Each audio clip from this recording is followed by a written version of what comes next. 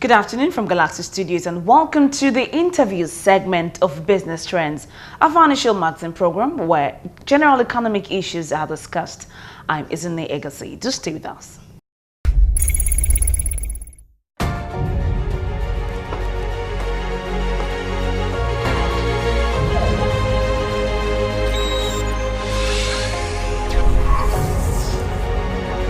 Nigeria, Africa's biggest economy, is beset with many uncertainties as well as endless possibilities. The synergy of the public and private sector is pivotal to the emergence of a sustainable economic growth pattern that will benefit all citizens. Watch Business Trends, the platform where experts, public and private sector policy strategists, CEOs and regulators share their views on the growth prospects of the nation's economy. Watch Business Trends at these times.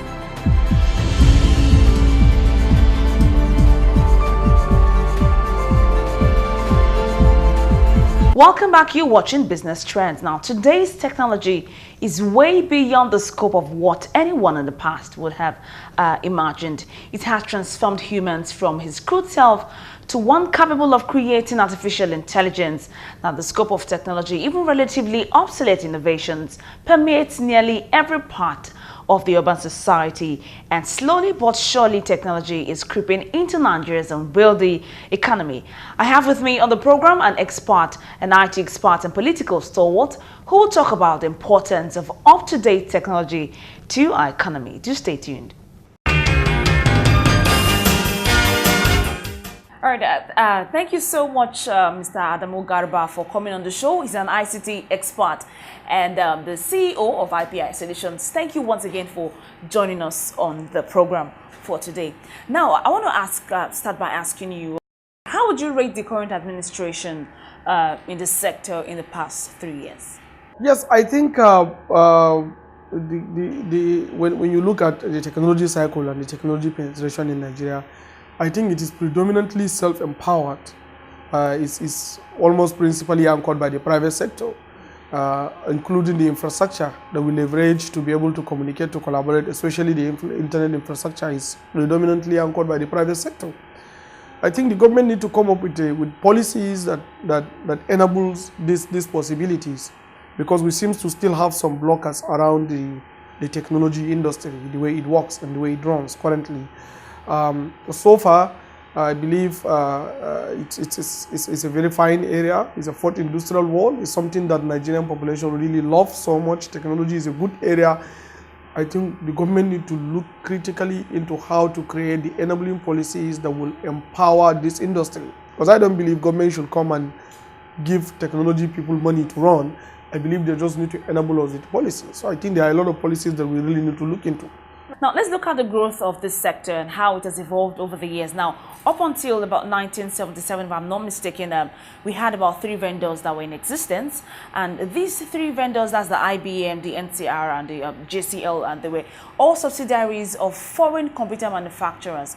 But right now, we have a lot of indigenous vendors in Nigeria. Tell us in real terms how this sector has evolved over the years and where we are currently. Yes, to be sincere with you, the sector has evolved positively. Over a very long period of time, Nigerians, we seem to love technology. It's a predominantly young demographic country, and most of the people living in the country are millennials, directly pushing the rise of the fourth industrial revolution that is driven by technology. So I believe the sector has evolved considerably well. What we need to do is to look into technology as a global phenomenon, and this is actually what is usually lacking in the industry. And most of the innovators in Nigeria don't usually look into the industry as a global industry. They look into it as a local industry. You can have expertise in your local domain, but when you are designing your protocol, your standard, your prototype, your infrastructure settings, you have to conform to the global best practices. And that is actually where we need to really work hard to, and this is where government regulation need to come and support that. Now, you made mention of the fourth industrial revolution. Tell us about it. Yes, if you check the evolution of industrial revolutions, the first industrial revolution happened in England when we have the internal combustion engine. The second one came with electricity.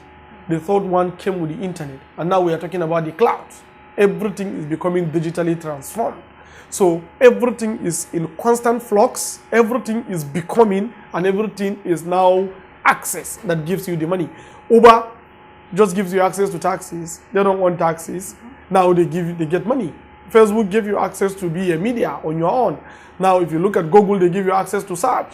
Access becoming, flowing. This is actually what is regulating the fourth industrial world. Now everything is now adverbial. Nobody wants to own something.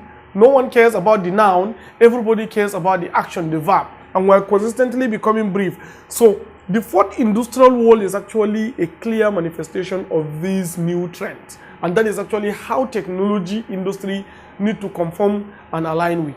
Now, I know different sectors in Nigeria are not devoid of challenges. What are the challenges faced by this sector? What are the major challenges? Yes, I think in Nigeria, I told you, it's actually a regulatory problem. Sometimes it's a way the world is designed. You see, we are a perfect pyramid. You have the top and the mid-level and the lower level. As a third world, we need to push towards secondary economy. And now that we are talking about fourth industrial world, what brings about the evolution of the British and European economy was that first industrial revolution I talked to you about. And then the second industrial revolution too. The third one was taken over by America and gave America to be one of the greatest powers from 1945 till today. Now, as at 2015, we had the fourth industrial revolution, formally supported by World Economic Forum, formally endorsed by global community. What we need to do as a third world, especially as Nigeria, is to take advantage of this fourth industrial world to also be a great country. Now, how do we do that? By designing policies, programs, and processes that conforms to the principle of this fourth industrial world. And I am telling you, if we do that, we don't need oil in Nigeria. So that is exactly what we need to do. So the challenges we have is that the regulation does not allow these opportunities to be, to be tapped. So we have a lot of constant blockers around infiltration of foreign technology into Nigeria that is blocking the local technology. Meanwhile, technology is actually a global field. It's not actually a local field. So until you conform to the global best practice, you cannot be able to compete globally, and the global community regulating the industrial rise of technology will block you down if you block your access to your market, and that is actually where we need to change. Now, Nigeria imports virtually about 100% of all its equipment, and we have diversity of firms who supply services and maintain this imported equipment. But right now, we still have poor vendor performance, and of course, we have a high cost of computing issues. What exactly is the problem? I can say the problem is it has to do with the vendors in most cases, because we have trouble in trying to understand the main reason why technology is there and what it's supposed to do to the market. It's supposed to enable, empower productivity. So your job as a vendor is to look into how you can unlock the potential productivity of each and every organization that you are working with. But we have an industry that is multi-vendor driven. I'm a vendor, I want to do everything. I want to do Oracle, I want to do my own technology, I want to sell IBM servers, I want to do HP, I want to do everything. Then what are you? So this is where the problem is. We hardly have focus in one area, most of the vendors, and that is why you always have poor service delivery and lack of vendor delivery in their project, because of this extreme opportunistic approach to the market instead of a focused and competent approach to delivery of your services. So I guess that is where the problem is. So according to research, Nigeria really doesn't have specific IT policies, even though from time to time the Nigerian government has taken a stand on specific issues like the Central Computer Committee Research Institute and others. Looking at the challenges you mentioned, what exactly are the policies that you think the government should have to put in place to maintain stability in the IT sector? The only policy that government should look at is a policy that is conformable to the fourth industrial world. You can't stop Facebook from rising. You can't stop Google from rising. You can't block Amazon in Nigeria. No Microsoft, no Apple. They must come. What do? How much did Nigerian government gain from these companies? This is where the problem is. You don't even have a data regulatory policy. Just recently, EU, just a few days ago, fined Google because of some breach in the way they operate with their Google Chrome application. $5.1 billion. That is almost 1/5 of our national budget. And Google just paid them off because they have excess of this money and continue. Yet they make even a profit of $3.2 billion. We don't have these laws. We have institutions like NHIS. They're supposed to certify all these industries before they come. Because if you check most of the regulatory institute, the ISO certification processes of all those technology industries, you see HIPAA, Health Information Portability and Accessibility Act of the United States. You see CBN, their banking policies. You see different institutions certifying them just to extract money from them in exchange for accessing their market. But in our own case, we look into what you are doing as a local vendor and block you and put you on a very long list of checkboxes of things you need to make. Meanwhile, they regulate the bigger cash cow, which are the companies that are actually making huge amount of money in Nigeria. On a daily basis, if you look at what Google makes in Nigeria or Microsoft or Apple, you'll be so shocked. But we neglected them. We focus on blocking the local technology. And so this is actually where the problem is. So we need to come up with policy around our data sovereignty, around our data regulatory processes, around how technology should be operable in Nigeria, and each and every sector of Nigerian regulatory agencies need to come up with a standard operable framework that these technology companies must conform with, passes through it, get certified before they can be allowed to operate in Nigeria. We make money from them in exchange for what they get. So it's actually a very big win when you collect yourself and create a policy framework. But if you don't do that, you just focus on blocking the local rise and what we are doing currently, we'll have problems. All right, now, so most Nigerian primary schools, secondary schools, and colleges, universities have actually inculcated the IT into their school curriculum. But then again, we still have the issues of incompetence when they are out of school and they are, seeking job opportunities and all of that. What I really do not understand what the issue is that the universities are really not giving them the education or the level of education in that sector. Is it that the government, the lecturers are really not giving them what is needed to be able to excel when they come out of school? Can be harnessed and then can be pushed up.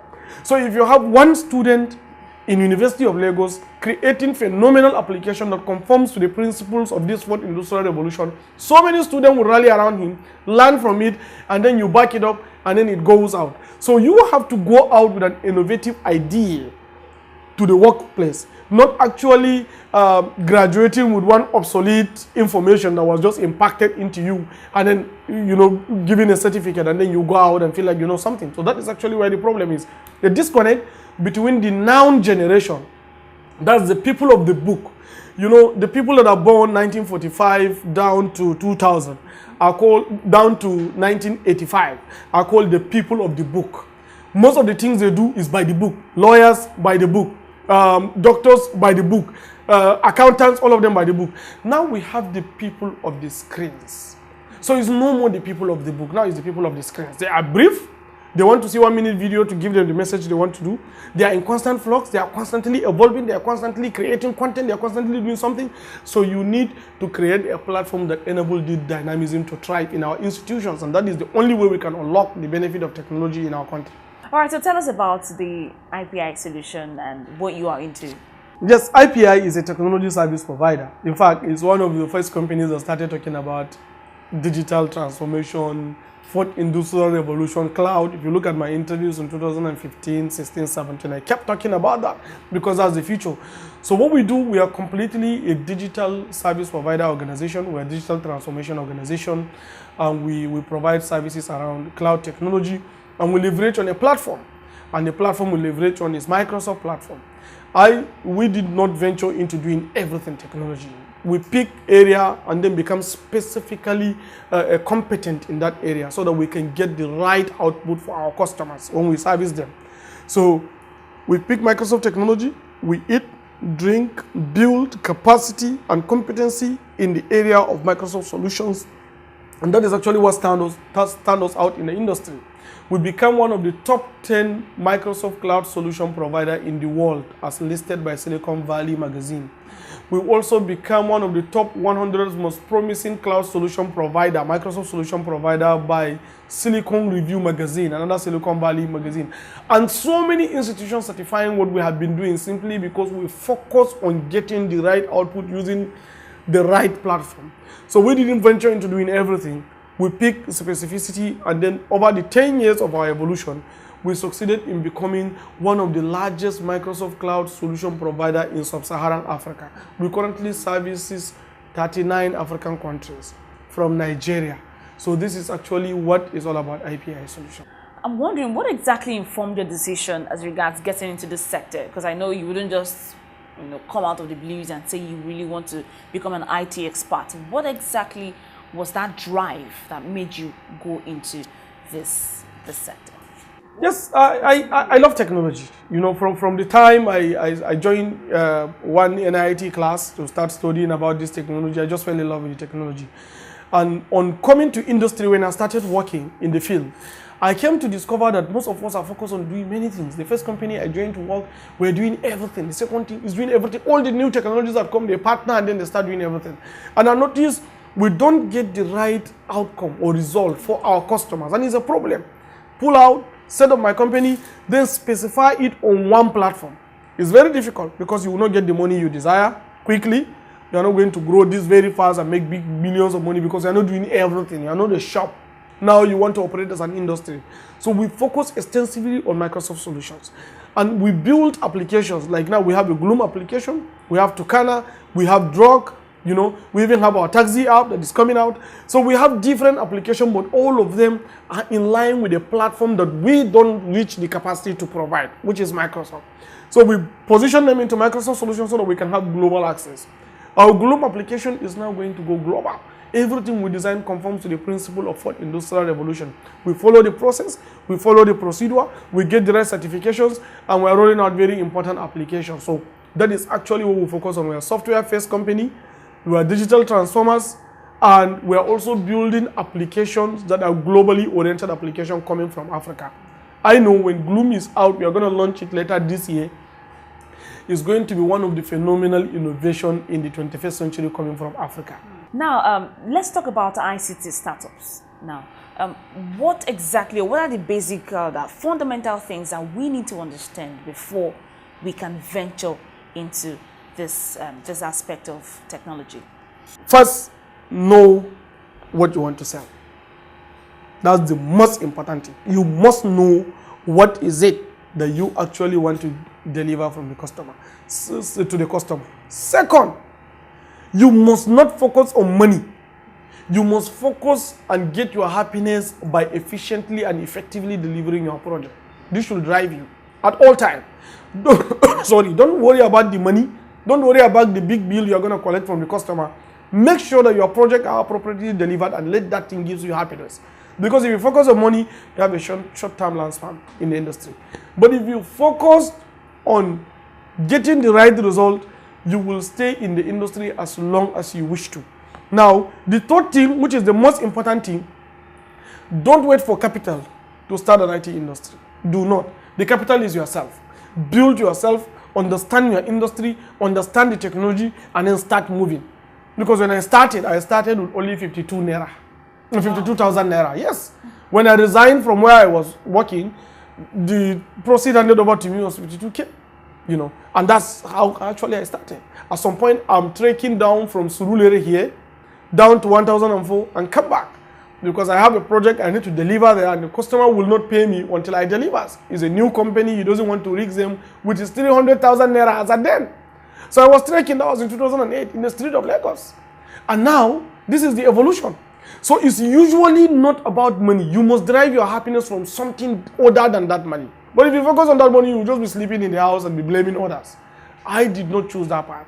And I discovered that it's actually going to work. Today, that effort is giving 45 people job, powering so many families. We have branch office in Lagos and Abuja. It has made people grow up. It has made most of our customers happy. We have over 200 customers that we are servicing.